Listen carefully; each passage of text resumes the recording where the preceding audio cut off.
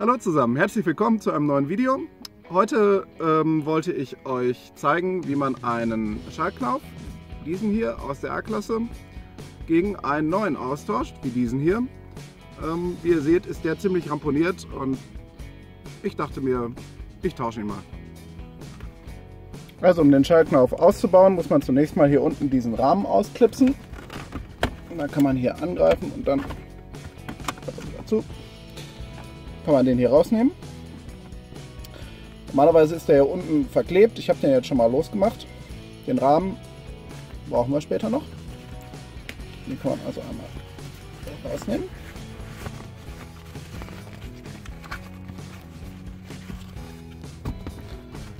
So. Und jetzt gibt es hier unten eine kleine Mutter. Die muss man so 90 Grad nach links drehen. Und dann kann man den Schaltknopf abziehen. So, man sieht hier oben ganz schön diese Schlüsselfläche, die hier an den Schaft dran gefräst wurde vom Mercedes. Die sorgt dafür, dass ich den Schaltknauf nicht verdrehen kann. Und hier unten diese Rille, die sorgt dafür, dass ich den Schaltknauf nicht abziehen kann. Das ist so ein Bajonettverschluss, haben wir ja gerade gesehen.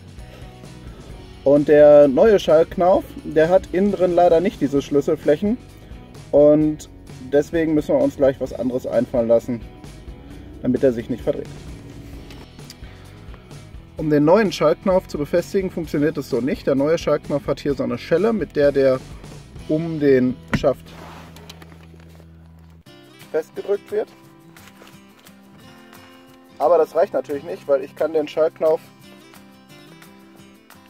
nach wie vor noch lustig fröhlich hin und her drehen und das will ich eigentlich nicht. Und deswegen hatte ich mir gedacht, ich bohre hier ein kleines Loch rein, direkt über die Schelle und stecke einen Splinter durch, sodass ich den nicht mehr abziehen und auch nicht mehr verdrehen kann. Ich habe das Loch jetzt schon gebohrt. Ich zeige euch aber einmal, wie ich das gemacht habe. Also ich habe zunächst mal geguckt, dass der Schaltknauf gerade steht. Dann habe ich meinen Akkuschrauber genommen. Akkuschrauber, 3 mm Bohrer. Und habe dann geguckt, dass ich hier direkt über der Schelle ansetze und ein Loch da reinbohre. So. Erstmal nur leicht markieren, dann wieder rausziehen, den Schaltknauf abmachen und an die Stelle, wo ich die Markierung gesetzt habe, einmal komplett durchbohren. So. Das habe ich jetzt ja natürlich schon gemacht, deswegen ja. Achtet darauf, wenn ihr das macht, dass ihr hier das Gelenk so ein bisschen abdeckt. Entweder nimmt einen Staubsauger und saugt die Späne direkt ab oder ihr nehmt den alten Schaltsack und macht den drüber, sodass die ganzen Späne hier unten nämlich nicht ins Gelenk reinfallen. Das wäre blöd. So, und wenn ihr das gemacht habt, steckt ihr den Schaltknauf da drauf. Nehmt ein Splint.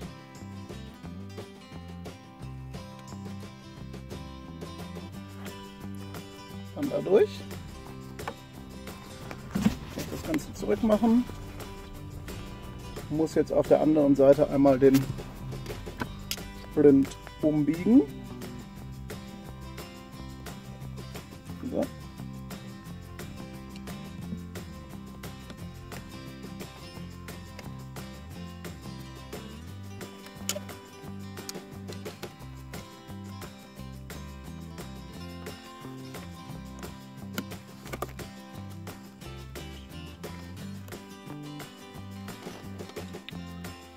So, dass ich den Splint dann da einmal so einigermaßen umgebogen habe.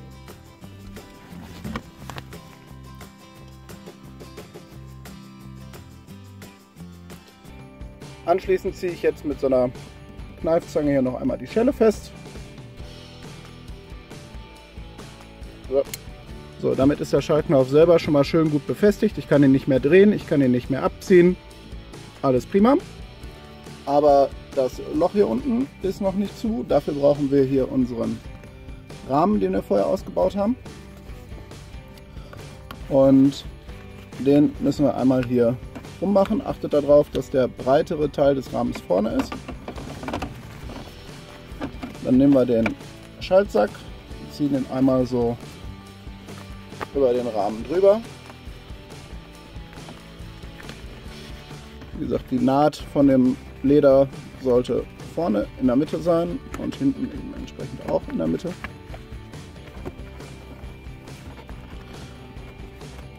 So, und dann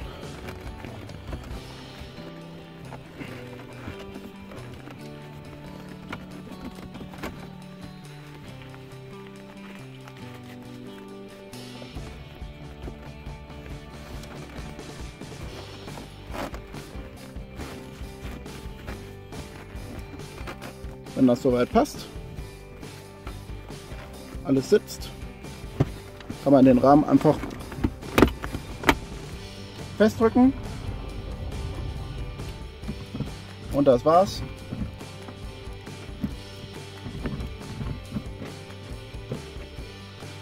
Ja, der Einbau ist jetzt soweit fertig. Wenn ihr Fragen dazu habt, schreibt sie in die Kommentare und ansonsten wünsche ich euch eine gute Zeit. Bis zum nächsten Mal. Ciao.